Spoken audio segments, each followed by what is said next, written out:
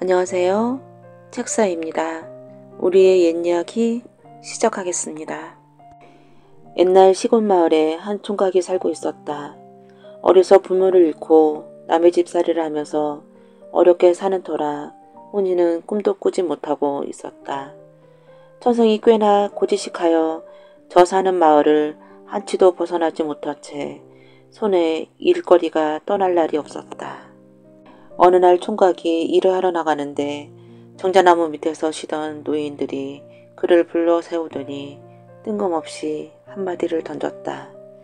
그래, 자네는 평생 그렇게 살 텐가? 저 사는 게 그렇지요 뭐. 여보게, 사람이란 다 제복을 타고 나는 법이라네. 무언가 길을 찾아봐야지. 듣자니 서천서역국에 가면 복을 탈 수 있다던데. 그 말에 총각이 솔깃해져서 물었다. 어르신, 그 서천서역국이 어디에 있는 건가요? 그거야 뭐 서쪽에 있으니 서천서역국이겠지. 고지식한 총각은 그 말 그대로 믿어버렸다. 그는 그 길로 달랑 보침 하나만 싸서 짊어진 채 서천서역국을 향해 길을 나섰다. 노인이 가르쳐준 대로 무턱대고 서쪽을 향해 길을 잡고 곧장 걸었다. 쉴 틈도 없이 땀을 뻘뻘 흘리며 부지런히 가고 또 가다 보니 어느새 날이 저물었다. 사방이 깜깜해져서 더 이상 길을 찾을 수 없었다. 머물러 쉴 곳을 찾아보았으나 인가가 보이지 않았다. 총각은 밤길을 한참이나 더 걸어간 뒤에야 겨우 불빛을 발견하고 그 집을 찾아 들어갔다. 그 집은 커다란 기아집이었는데 어여쁜 처녀가 혼자 살고 있었다. 처녀가 총각에게 저녁상을 차려주고 나서 물었다. 이렇게 혼자서 어디를 가시는 건가요? 복을 타러 서천서역국으로 가고 있답니다. 그러자 처녀가 잠시 뭘 생각하더니 총각에게 말했다. 그럼 내 부탁 하나만 들어주세요. 난 집도 있고 땅도 있고 돈도 있는데 남편 복이 없어 이렇게 혼자 살고 있답니다. 혼인 약속만 잡으면 남자가 죽어버리니 대체 어떤 남자를 만나야 잘 살 수 있는지 그것 좀 알아다 주세요. 그러지요. 그렇게 그 집에서 하루를 묵고 난 총각은 날이 밝자 다시 서천서역국을 향해서 길을 떠났다. 서쪽으로 얼마를 더 갔던가 하염없이 가다가 또 날이 저물어 한 집에 들어갔다. 그 집 주인이 또 어디를 가는 길이냐고 물었다. 서천서역국으로 복을 타러 가고 있답니다. 그러자 그 집 주인이 또 무엇을 부탁하는 것이었다. 그럼 내 부탁 좀 들어줘. 우리 집에 크고 좋은 배나무 세 그루를 심어서 배가 열릴 때가 훨씬 지났는데 도무지 열리지 않으니 웬일인지 그 이유 좀 알아다 주구려. 그러지요. 부탁을 하나 더 받아서 길을 떠났다.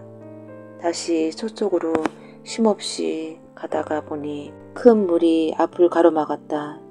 그 끝이 보이지 않으니 도무지 건너갈 방도가 없었다. 총각이 어떻게 저걸 건너가나 고민하면서 방황하고 있는데 웬 커다란 이무기가 다가와서 말을 붙였다. 어디를 가는 길입니까? 복을 타러 서천서역국을 가는 길이야. 그래요? 그럼 내가 강물을 건너줄 테니 손 하나를 들어주겠습니까? 그게 뭔데? 내가 천년 넘게 돌을 닦아서 용이 되어 승천할 때가 지났는데 도무지 하늘에 올라가지를 못하고 있답니다. 어찌해야 승천할 수 있는지 그것 좀 알아다 주세요. 그러지 뭐. 그러자 이무기는 제 몸에 총각을 태우고는 물살을 헤치고 나아가 낯선 땅에 내려다 주었다. 총각이 다시 한참을 가다 보니 어떤 아이 하나가 저만치 방죽에서 낚시를 하고 있는 것이 보였다. 총각이 다가가서 보니 고기 그릇이 텅 비어 있었다. 저런! 낚시질을 시작한 지 얼마나 됐는지 고기를 하나도 못 잡았구나. 그러자 아이가 돌아보며 물었다. 어디 가시는 분이시오? 서천서역국으로 복을 타러 가는 중이지. 내가 여기서 내내 낚시질을 했는데 말을 건 사람은 처음이군요. 부탁이 하나 있습니다. 어찌하면 이 고든 낚시로 큰 고기를 낚을 수 있을지 그것 좀 알아다 주세요. 그래, 그러마. 그 아이와 헤어지고 나서 온종일 걸었지만 집도 사람도 만날 수가 없었다. 험한 고개를 먹게 넘고서야 날이 어두워졌다. 총각이 길을 찾아 헤매고 있는데 멀리 불빛 하나가 보였다. 반가운 마음에 얼른 찾아가서 보니 조그만 초가집 부엌에 웬 꼬부랑 노파가 불을 떼고 있었다. 할머니, 길을 가다 날이 젊어졌으니 하룻밤만 재워주세요. 이 좁고 누추한 집에 어찌 머물고. 아무래도 괜찮습니다. 그럼 들어오구려. 노파가 저녁상을 차려주는데 상에 놓인 것이라곤 찬물 한 그릇과 무 3조각뿐이었다. 이게 내가 먹고 사는 것이라오. 그 다음날 아침에 상에 오른 음식 또한 저녁과 다를 게 없었다. 그런데 총각은 뭐하러 어디를 가는 길이오? 서천서역국으로 복을 타러 가는 길이랍니다. 그러자 노파가 뜻밖의 말을 했다. 어딜 가서 복을 타겠다고? 다 가봐야 소용이 없으니 그냥 돌아가구려. 돌아가면 수가 날게야. 그러자 총각이 말했다. 오는 길에 부탁받은 게 많아서 그냥 갈 수가 없는걸요. 부탁은 또 어떤 부탁이 있고 그래. 총각은 오는 길에 이것저것 부탁을 받은 얘기를 노파에게 하나씩 들려주었다. 그게 뭐 별것도 아니구먼. 낚시하는 아이한테는 그냥 뺨 한 대 호되게 때려주면 그만이야. 이무기는 입에 2개 문 걸 하나 뱉으면 되고 배나무 주인은 배밭에 묻은 걸 봐서 내버리면 되지. 맨 처음에 만난 처녀는 동자상과 여의주와 금덩어리를 가진 남자와 만나야 잘 살 수 있어. 고맙습니다, 할머니. 고지식한 총각은 노파의 말을 믿고서 더 갈 생각도 안 하고 가던 길을 되짚어 오기 시작했다. 오다가 먼저 반죽에서 고든 낚시로 낚시질을 하는 동자를 만났다. 그래, 알아보셨어요? 그래, 미안하지만 이렇게 하라더구나. 그러면서 총각은 다짜고짜 아이의 뺨을 후려갈렸다. 그러자 아이가 풀썩 넘어지는데 가만히 살펴보니 사람이 아니라 무 비슷하게 생긴 뿔이었다. 생긴 게 꼭 어린애 같았다. 총각은 그 뿌리를 짊어지고 다시 길을 나서서 이무기를 만났다. 그래, 내 소윤을 알아보셨소? 알아봤지. 물을 건네주면 이야기해줄게. 이무기가 총각을 등을 태우고 물을 건네주자 총각이 말했다. 입에 뭘 물었는지 모르겠지만 2개 물고 있어서 안 된대. 하나를 뱉으면 된다더구나.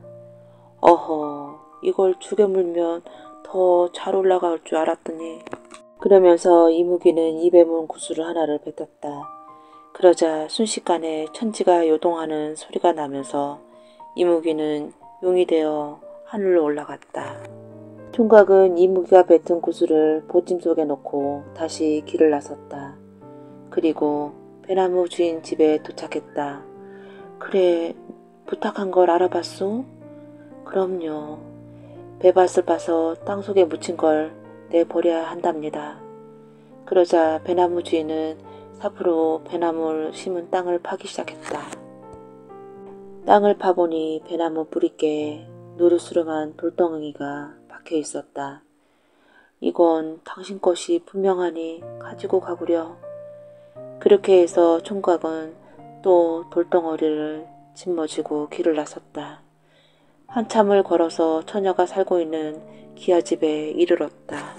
그래, 길은 잘 다녀오셨고 부탁한 일은 알아보셨나요? 그럼요. 그런데 쉽지가 않겠습니다. 동자상과 여의주와 금덩어리를 가진 남자를 만나야만 잘 살 수 있다고 하던걸요. 그러기 전에 100명이 만나도 소용이 없답니다. 그러자 여자가 에고 그런 사람을 어찌 만나노 하고 한숨을 푹 쉬더니 총각에게 물었다. 그래 당신 일은 어찌 되셨습니까? 복은 타셨나요? 그냥 돌아가라고 해서 별 볼 일 없이 돌아왔답니다. 오다가 못부리와 구슬 하나와 돌덩이만 얻었지요. 어디 한번 볼까요? 총각이 보찜을 풀어서 물건을 보여주자 여자가 자세히 살펴보더니 반색을 하는 것이었다. 아니 이게 뭐란 말입니까? 이건 동자삼이고 이건 여의주로군요. 여기 금덩어리도 있어요. 내가 이제야 천상배필을 만났습니다. 나랑 함께 잘 살아봅시다. 그렇게 해서 남의 집살이 하던 총각은 예쁜 여자와 결혼해서 평생 행복하게 잘 살았다고 합니다.